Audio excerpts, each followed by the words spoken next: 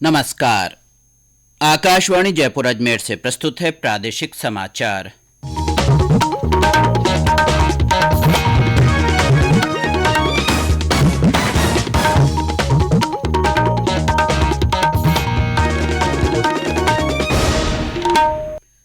मुख्य समाचार।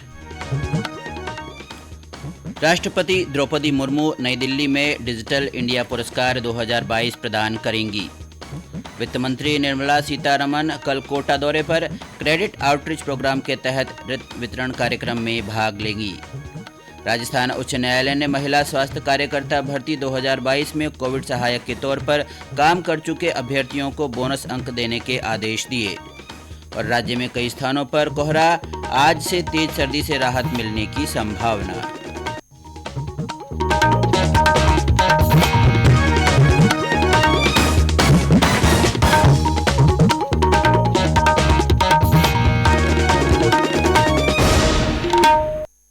समाचारों के साथ मैं अब्दुल हनीफ और अब समाचार विस्तार से।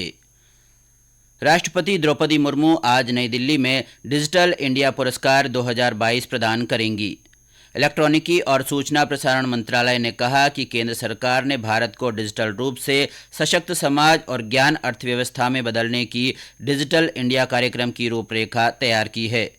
डिजिटल इंडिया पुरस्कार का उद्देश्य न केवल सरकारी संस्थाओं को प्रेरित और प्रोत्साहित करना है, बल्कि डिजिटल इंडिया दृष्टिकोण को साकार करने में स्टार्टअप और ज़मीनी स्तर पर डिजिटल को भी बढ़ावा देना है। केंद्रीय वित्त मंत्री निर्मला सीतारमण कल कोटा दौरे पर रहेंगी। इस दौरान वे कोटा में क्रेडिट आउटरीच प्रोग्राम के तहत ऋण वितरण कार्यक्रम में भाग लेंगी। लोकसभा अध्यक्ष और कोटा बूंदी से सांसद ओम बिरला की पहल पर यह कार्यक्रम आयोजित किया जा रहा है। इसमें पीएम स्वनिधि योजना और मुद्रा योजना के तहत बैंकों के माध्यम से स्ट्रीट वेंडर्स, लघु उद्यमी, पशुपालकों को लोन दिए जाएंगे। राज्य स्तरीय बैंकर्स समिति के संयोजक कमलेश कुमार चौधरी ने बताया कि इस कार्यक्रम में 31,000 से ज्यादा लाभार्थियों को 1400 करोड़ रुपए से ज्यादा के लोन दिए जाएंगे। केंद्रीय वित्त मंत्रालय देश भर में क्रेडिट आउटरीच प्रोग्राम आयोजित करता है। राज्य में यह कार्यक्रम पहली बार हो रहा है, जिसमें सरकारी अधिकारी और जनप्रतिनिधि मौजूद रहेंगे। केंद्रीय युवा मामलात मंत्री अनुराग ठाकुर ने कहा है कि देश के युवा नई तकनीक को तेजी से अपनाने के मामले में अग्रणी बनते जा रहे हैं। कल नई दिल्ली में यूथ 20 के पूर्वावलोकन कार्यक्रम को संबोधित करते हुए केंद्रीय मंत्री ने कहा कि भारत सॉफ्टवेयर और आध्यात्मिकता का मेल है। उन्होंने कहा कि देश के युवा स्टार्टअप संस्कृति को आगे ले जाते हुए सामाजिक आर्थिक समस्याओं का व्यवहारिक समाधान प्रदान कर रहे हैं।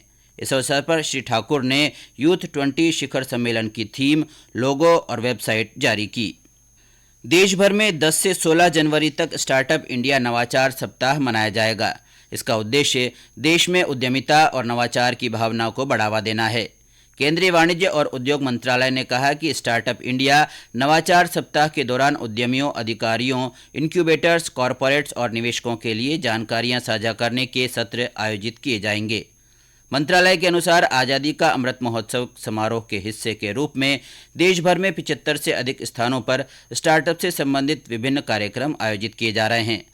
मंत्रालय ने कहा कि उद्योग और आंतरिक व्यापार संवर्धन विभाग इस महीने की 16 तारीख को राष्ट्रीय स्टार्टअप दिवस के उपलक्ष्य में राष्ट्रीय स्टार्टअप पुरस्कार 2022 के विजेताओं को सम्मानित करेगा।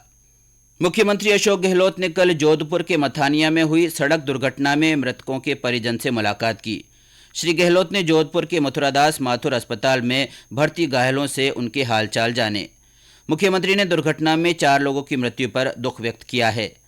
मुख्यमंत्री सहायता कोष से मृतकों के आश्रितों को 2-2 लाख रुपए और घायलों को 1-1 लाख रुपए दिए जाने की घोषणा की गई है। गणतंत्र दिवस और स्वाधीनता दिवस समारोह के लिए अब डिजिटल पास जारी होंगे। केंद्रीय रक्षा राज्य मंत्री अजय भट्ट ने कल नई दिल्ली में इसके लिए नए पोर्टल का शुभारंभ किया।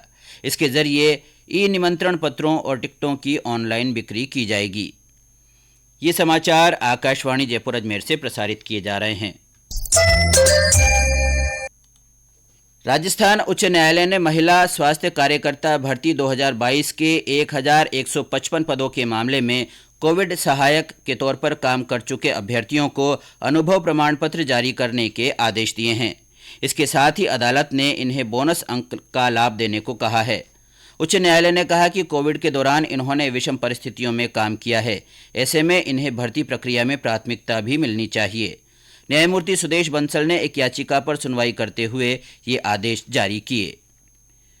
राज्य में औद्योगिक विकास और आर्थिक उत्थान में सहयोग करने वाले सूक्ष्म, लघु और मध्यम उद्यमियों, हस्तशिल्पियों और बुनकरों को सम्मानित करने के लिए आवेदन पत्र आमंत्रित किए गए हैं।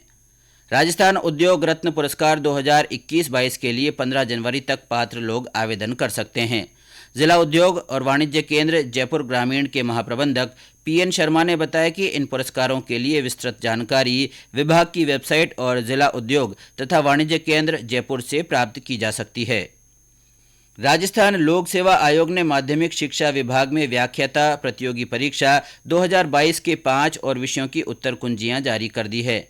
इन पर अभ्यर्थी आज से 9 जनवरी तक ऑनलाइन आपत्तियां दर्ज करा सकेंगे। आयोग के सचिव एच.एल. अटल ने बताया कि इन उत्तर कुंजियों में गणित, भौतिक शास्त्र, पंजाबी, उर्दू और फिजिकल एजुकेशन शामिल है। इनके साथ ही अब तक कुल 20 विषयों की उत्तर कुंजी जारी की जा चुकी है। इस बीच आयोग ने चिकित्सा विभाग में हॉस्पिटल केयरटेकर परीक्षा के लिए आवेदन में ऑनलाइन संशोधन का अवसर दिया है। ये संशोधन 15 जनवरी तक किए जा सकेंगे। राज्य में आज से तेज सर्दी से राहत मिलने की संभावना है। मौसम विभाग के अनुसार पश्चिमी विक्षोभ के प्रभाव से राज्य के उत्तरी पश्चिमी इलाकों श्रीगंगानगर, हनुमानगढ़, चूरू और आसपास के क्षेत्रों में आंशिक रूप से बादल छाए रहेंगे। इसके कारण तापमान में 2 से 4 डिग्री सेल्सियस की बढ़ोतरी होगी। हालांकि मावठ के लिए परिस्थितियां अनुकूल नहीं है। कल से राज्य के अधिकांश भागों में अति शीत लहर से राहत मिलने की संभावना है। राज्य के उत्तरी और पूर्वी भागों में आज और कल घना कोहरा छाए रहने के साथ ही दिन के समय ठंडक बनी रहेगी। विभाग के द्वारा जारी आंकड़ों के अनुसार बीकानेर, जयपुर और भरतपुर संभाग के जिलों में आज कहीं कहीं पाला पड़ सकता है। कड़ाके की सर्दी के चलते सीकर जिले के फतेहपुर शेखावाटी में तापमान फिर जमाव बिंदु से नीचे चला गया। यहां रात का तापमान 0 से 1.8 डिग्री नीचे दर्ज किया गया। हमारे भरतपुर संवाददाता ने बताया कि तेज सर्दी के कारण जनजीवन प्रभावित हुआ है। भरतपुर में पिछले 5 दिनों से सर्दी के सामान्य जनजीवन अस्त व्यस्त हो रहा है। सर्दी के साथ साथ कोहरा छाया रहने से लोगों को परेशानी का सामना करना पड़ रहा है। कोहरे के कारण वाहनों की रफ्तार थम गई है तथा सड़क व रेल मार्ग भी प्रभावित हो रहा है। कई रेलगाड़ियां देरी से चल रही हैं। सर्दी व शीतलहर से बचने के लिए लोग अलाव का सहारा लेने पर मजबूर हो रहे हैं। वहीं जरूरी काम होने पर ही लोग अपने घर से बाहर निकल रहे हैं। शिव कुमार वशिष्ठ, आकाशवाणी समाचार, भरतपुर। बीकानेर, चूरू, धौलपुर, बाड़मेर, करौली और अलवर में भी सुबह के समय घना कोहरा छाए रहने के साथ तेज ठंड पड़ रही है। द्वितीय श्रेणी शिक्षक भर्ती परीक्षा में नकल गिरोह में शामिल 46 अभ्यर्थियों को हमेशा के लिए आरपीएससी की भर्ती परीक्षाओं से वंचित कर दिया गया है।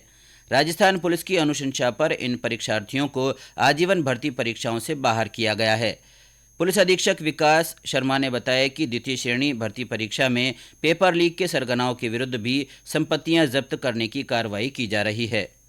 आकाशवाणी समाचार जयपुर ने अपने श्रोताओं में मोटा अनाज के प्रति जागरूकता के लिए संदेश श्रृंखला शुरू की है। इसमें श्रोता संदेश भेजकर बता सकते हैं कि वे अपने भोजन में मोटा अनाज किस तरह काम में लेते हैं। आइए सुनिए हनुमानगढ़ से हमारे श्रोता का ये संदेश। नमस्कार, मैं राकेश गौड़, गांव मंद्रपुरा, नौहर, हनुमानगढ़ से। हम रोजाना के भोजन में मोटे अनाज के रूप में मक्का एवं बाजरे की रोटी सरसों के साथ उपयोग में ले सकते हैं। इसके अलावा साबुत बाजरे को उबालकर उसकी मीठी घुघरी बनाकर खा सकते हैं, जो खाने में स्वादिष्ट होने के साथ साथ बहुत ही पौष्टिक भी होती है। इसके अलावा देसी मोठ बाजरे का खिचड़ा घी के साथ या दही के साथ बहुत ही स्वादिष्ट लगता है। बाजरे के आटे की बाटी भी अत्यधिक स्वादिष्ट बनती है। जय जवान, जय किसान, जय हिंद।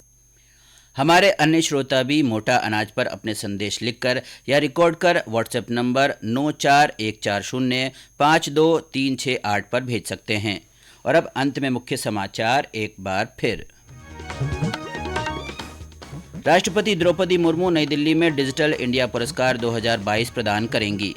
वित्त मंत्री निर्मला सीतारमण कल कोटा दौरे पर रहेंगी। वे क्रेडिट आउटरीच प्रोग्राम के तहत ऋण वितरण कार्यक्रम में भाग लेंगी। राजस्थान उच्च न्यायालय ने महिला स्वास्थ्य कार्यकर्ता भर्ती 2022 में कोविड सहायक के तौर पर काम कर चुके अभ्यर्थियों को बोनस अंक देने के आदेश दिए हैं। और राज्य में कई स्थानों पर कोहरा छाया रहा। आज से तेज सर्दी से राहत मिलने की संभावना है। इसी के साथ प्रादेशिक समाचार बुलेटिन समाप्त हुआ। नमस्कार।